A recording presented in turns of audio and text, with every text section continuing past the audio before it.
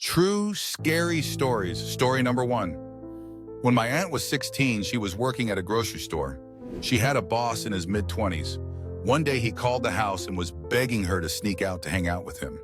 She was considering it because it was her boss and she felt she couldn't say no. My mom, who is 2 years younger, always gets these spot-on gut feelings. She had one that night and begged my aunt not to go out with him. Thankfully, she listened to my mom and told him no, which made him angry. He ended up going out that night and meeting another girl. He took her out to some cliffs, got violent, and pushed her off.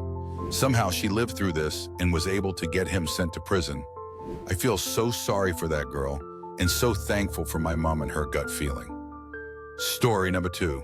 In my town during the early 90s, there was a notorious killer that had all of British Columbia on watch. My mother-in-law had been home alone while her husband was in England for work. She was in her laundry room when a man came out from her basement, startling her. She freaked out and shouted, "What the hell are you doing here?" He said he was friends with her husband and was just coming to see if he was there. He reassured her he was told to just walk in, which she knew wasn't true.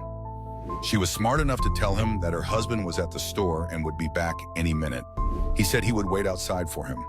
As soon as he left, she called the police, but he was long gone by the time they got here. 2 weeks later, the killer was caught, his mugshot put on TV, and it was the man in her house.